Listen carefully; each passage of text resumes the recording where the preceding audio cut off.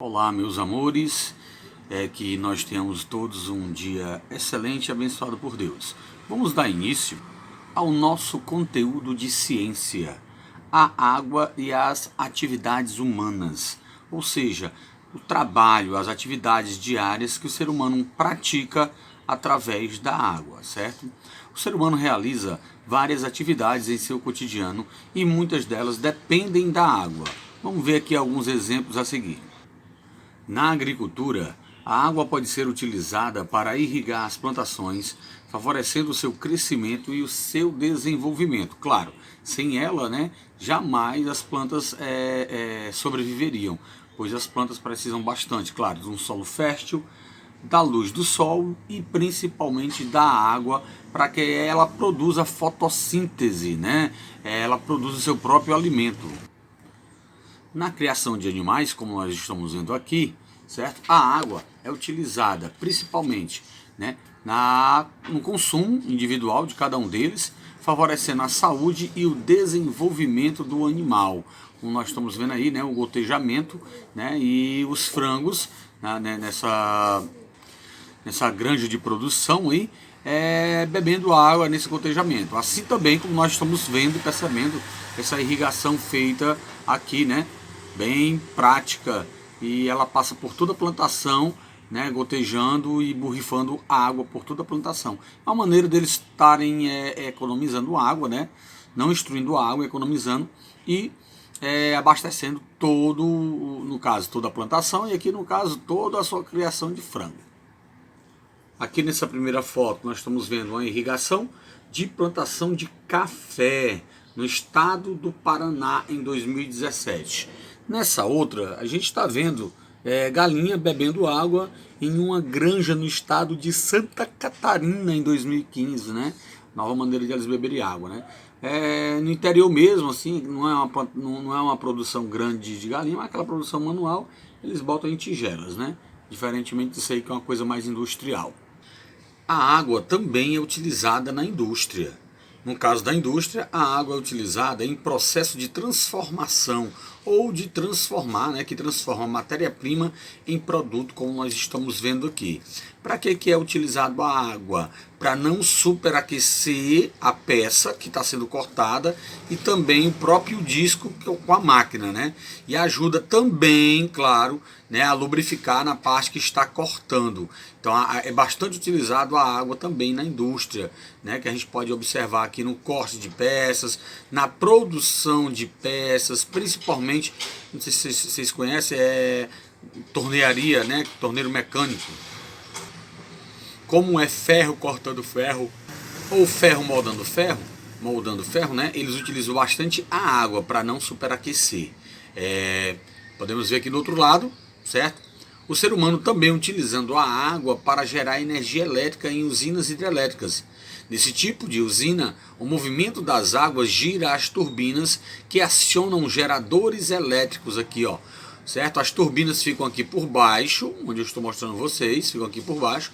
A água está represada do outro lado e quando abre as comportas, que a água sai com toda velocidade, ela gira, ela bate nessas palhetas, as turbinas, faz as turbinas girarem e gerarem energia elétrica. Energia que a gente utiliza em maior parte do nosso consumo, Aqui podemos ver a usina hidrelétrica de Itaipu, em Foz do Iguaçu, no Paraná, em 2018. Essa hidrelétrica, pessoal, que vocês estão vendo aqui de Itaipu, ela já foi uma das maiores do mundo. Claro, hoje ainda mas ela já foi a maior do mundo, a usina hidrelétrica de Itaipu. Hoje ela já perdeu esse status, mas ela já foi a maior hidrelétrica do mundo. E aqui, essa indústria de mármore, o corte de mármore, toda a produção do mármore aqui na Itália. Nesse tipo de atividade, a água é utilizada durante o corte do mármore, aquilo que eu disse para vocês, para ajudar a lubrificar e não superaquecer a peça nem a máquina de corte.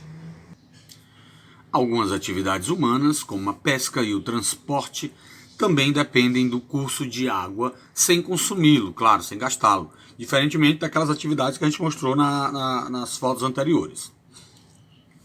Pessoas que vivem próximo aos rios e mares, por exemplo, utilizam embarcações como meio de transporte e obtêm o alimento e a renda familiar da atividade pesqueira. Aqui, como nós estamos vendo, barcos, né, sendo levados, barcos transportando pessoas, né, no rio Amazonas, próximo a Santarém, no Pará, em 2015, utilizado pelo transporte. Essas aqui são pequenas embarcações, mas também nós temos as grandes embarcações que são utilizadas para transportar, né, muitas pessoas, uma quantidade maior de pessoas, né, e também produtos.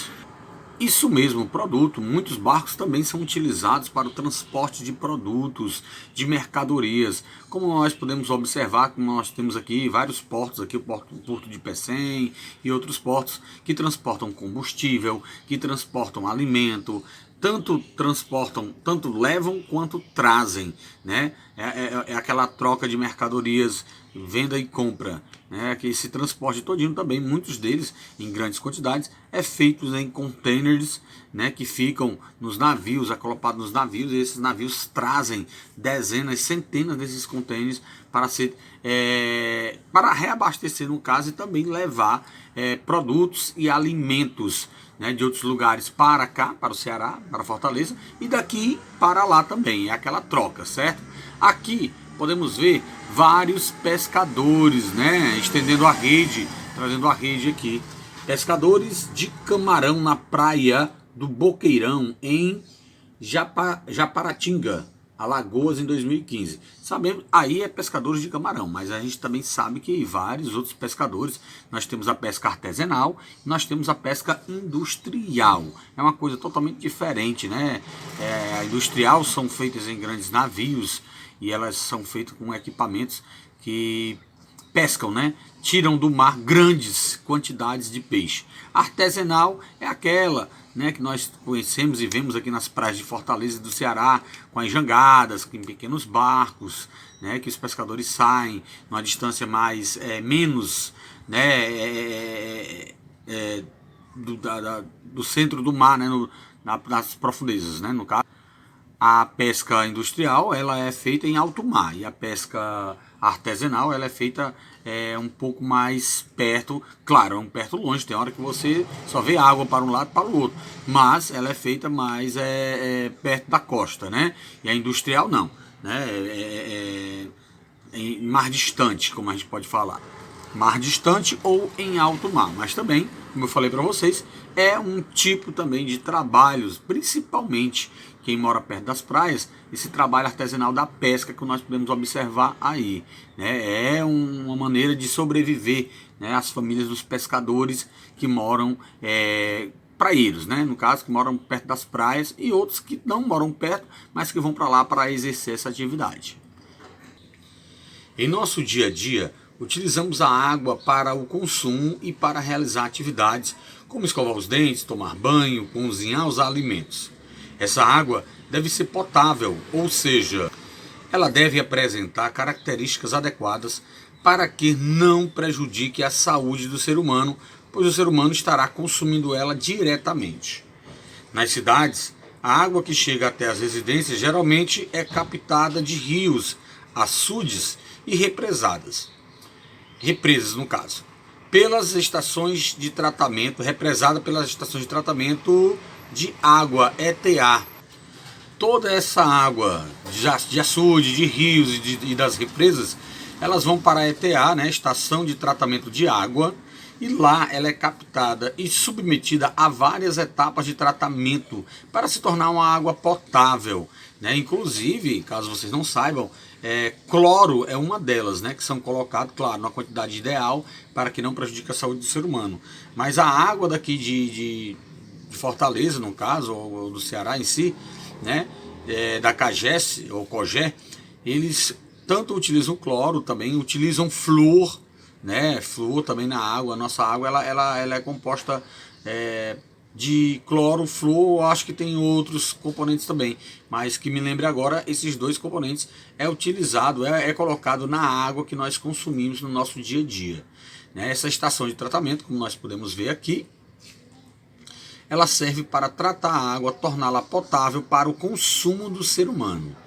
Essa foto é parte da estação de tratamento de água em São José do Rio Preto, São Paulo. Essa foto foi tirada em 2018, como nós podemos observar, né? Existem locais onde a água disponível para o consumo não passa por estações de tratamento. Nesse caso, ela deve ser filtrada ou fervida. Antigamente, nas nossas casas, a gente sempre utilizava um filtro de água, ou até mesmo um pote com um pano, né, para filtrar, limpar toda a água que vinha.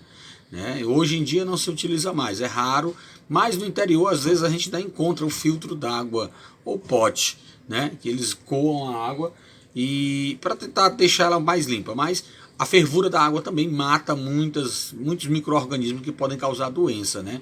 Deixar a água mais potável, a fervura dela. E os filtros, né, que ficam nos próprios filtros feitos de cerâmica, eles servem também para absorver, certo? Eles servem para filtrar essas impurezas também contidas na água. Agora vamos ler as manchetes a seguir. Produção de feijão é prejudicada por falta de chuva e calor forte. Em Prudentópolis, os grãos não crescem direito e o preço vai subir no mercado. Isso aí é uma coisa óbvia, né? Existe a entre-safra, como o pessoal fala, e também o período de não produção do feijão, onde o preço do feijão sobe muito e bastante. Uma coisa que eu não consigo entender hoje em dia, né? Tudo bem que todo ano o preço do feijão ele sobe, vai para 8, vai para 7, vai para 6 e pouco. Mas todo ano também tem um período em que a gente compra feijão de R$3, 3 e pouco. Já cheguei a comprar até de R$2,99 também, certo? E eles alegam que o preço do feijão sobe devido à falta d'água, devido à falta de chuva, porque não tem, a plantação não rende, aquela coisa toda. Beleza, dá para se entender. Só que, ultimamente, esse ano, nós tivemos um inverno até moderado aqui no Ceará. Né? No Nordeste em si, tivemos um inverno até moderado. E o preço do feijão não baixou. E aí fica a questão, quem está ganhando com isso? Quem está lucrando com isso, né? Fica aquela questão. Assim também como eles alegam o preço do leite, quando aumenta, né? É devido à falta d'água, porque não tem ração para o gado, aliás, não tem capim para o gado, né? Que o gado se alimenta do capim natural. Como não tem capim, eles têm que comprar ração, né? Não tem capim pela falta de chuva, eles alegam isso, e aí tem que comprar ração, encarece mais isso aí, e aí aumenta o preço do leite, aumenta o preço do queijo. Vamos lá. Chuva, né? Inverno moderado, bom, não foi ruim, né? Igual aos outros anos, e o preço do leite também e do queijo não baixou. E aí a pergunta novamente, quem está lucrando com isso? Né? Porque esses produtos, devido ao inverno, não foi muito generoso, mas foi bom, né? Era para ter baixado, tanto feijão, quanto leite, quanto queijo, e a gente não ouve, a gente não sentiu essa baixa. Por quê, né? Eis a questão. Isso é um assunto para a gente refletir, pessoal, viu? Faz parte da economia, faz parte do dia a dia da gente, para a gente refletir onde é que está ficando toda essa lucratividade. Falta de chuva também prejudica a captação de água e abastecimento em Ribeirão Bonito, São Paulo. Realmente aquela questão de você utilizar a água, né, com responsabilidade, porque a falta d'água ela pode ocasionar racionamentos e várias coisas, né? E tem gente que utiliza a água de maneira muito irresponsável. Isso vai prejudicando no dia a dia, muitas pessoas utilizando a água desse jeito, vai prejudicar todo aquele pessoal que utiliza a água de maneira responsável, porque quando vem um racionamento, vem para todos, né? Então vamos ter que utilizar a água de maneira responsável, pessoal. O ciclo hidrológico influencia diversas atividades humanas. Dessa maneira, alterações que ocorrem no ciclo da água podem prejudicar essas atividades, como mostrado nas manchetes acima. A escassez da chuva, por exemplo, pode comprometer o desenvolvimento e a reprodução das plantas, pois as plantas, como eu disse para vocês anteriormente, dependem muito da água para sobreviver. Não só as plantas, bem como causa também a morte de animais, como a gente vê várias vezes, várias reportagens aqui no Nordeste, de muitos animais morrerem na seca, né? Gado, criação de caprino, de ovino, muitos desses animais morrerem por falta d'água. Como diz aquela canção do Luiz Gonzaga, por falta d'água, né, perdi meu gado, morreu de sede meu alazão. Bom, isso aí é uma realidade que o Nordeste infelizmente sofre anualmente com isso, né? Reduzindo assim a produção de alimentos para a população e encarecendo também esses alimentos, viu? Não só reduz, mas também encarece, deixa os alimentos com preço altíssimo. Isso ocorre porque tanto as plantas quanto os animais precisam da água para sobreviver. Nós estamos vendo aqui essa plantação de trigo prejudicada pela falta de chuvas em Londrina, Paraná em 2018. Né? Mesmo assim, ainda está aí. E já aqui no Nordeste, né, a gente nem cogita muito as plantas, mas sim os animais que morrem de sede. E muitas pessoas também migram, né, dos interiores para as cidades devido à falta d'água também. Vimos que a água da chuva reabastece reservatórios como os rios e açudes, né? Durante o período de seca, geralmente o nível de água de alguns reservatórios diminui, prejudicando a captação e a distribuição desta água para a população, né? A população sofre também com isso. E a gente também, né? Com a falta de energia também, porque a maior parte da nossa energia é vinda de hidrelétricas, né? Hoje já existem outras soluções, como as energias eólicas e as solares. Mas vamos lá. Essa situação piora ainda mais quando ocorre o desperdício de água, aquilo que eu falei anteriormente para vocês. Pessoas que utilizam a água de maneira irresponsável, desperdiçando aquela água tão preciosa. Por isso, devemos usar esse recurso de maneira consciente. Aqui estamos vendo um reservatório de água em São Paulo, né? Em baixo nível. O nível é medido por essas listazinhas aqui, ó. Tá? O nível da água dessa represa de Itabainha, em Nazaré Paulista, São Paulo, durante a crise hídrica em 2014, uma grande crise que houve, né, na parte também sudeste, não só no nordeste, mas também no sudeste, onde houve também racionamento de energia, não só de água, mas de energia. Né? Em determinados horários as energias, a energia no caso, era cessada, era desligada e voltava em outro horário já para não, como eu posso dizer, acabar com ela de uma vez. Né? Teve também um racionamento de energia nesse período aí.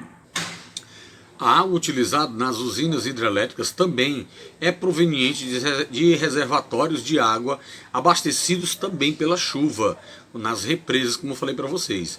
Dessa maneira, a falta de chuva também prejudica, né, o volume. Dessa maneira, a falta de chuva pode reduzir o volume de água nos reservatórios, prejudicando a geração de energia elétrica. Eu também falei isso para vocês. Aqui nós podemos ver, né, um dos reservatórios de energia elétrica. Como vocês estão vendo aí, a água represada em baixo nível, né? Está muito baixo o nível da água aqui, fazendo com que prejudique também a produção de energia, certo? Baixo nível de água no reservatório da usina hidrelétrica do Funil durante o período de seca em Resende, Rio de Janeiro, 2014, como nós podemos ver, certo? O baixo nível da água nos rios durante o período de seca também pode prejudicar a pesca e a navegação, como nós estamos vendo aqui, ó. Tá? Essa pesca é uma pesca mais de reservatório, né? Onde eles botam tipo uns tanques, certo? E nesses tanques são os criadouros de peixes ou camarão, que aí eles utilizam, né? Quando eles vão fazer ração, para colocar alimento e também para retirar o peixe desses locais, né? Desses reservatórios aqui, chamado de tanques, né? E aqui nós podemos ver aqui um rio com seu leito vazio, seu leito esgotado, e um barco aqui, ó. Estão vendo o barco? Entendeu? Sem ter para onde navegar. Esse barco ele ficava flutuando nas águas do rio que existia aqui nessa região, que no caso secou de maneira bem drástica, né? Bom, aqui nós estamos vendo tanques rede usado na criação de peixes em um lago durante o período da seca em São Miguel do Iguaçu, Paraná, 2019. Do outro lado, nós estamos vendo um barco encalhado em razão do baixo nível de água do rio Solimões, Amazonas, 2017. E é porque o rio Solimões é um dos, né, que raramente ele está em baixo nível, viu, gente? Raramente. Esse baixo nível de água acontece bastante quando nós estamos viajando aqui pelo Ceará mesmo, passando de uma cidade para outra. A gente vê, né, umas placas e dizer: ponte sobre o rio fulano de tal, ponte sobre o rio Cicrano. E a gente olha para baixo e não vê nada, pessoal, tudo seco, né? Só mato, ou areia ou pedra, a gente não vê o rio.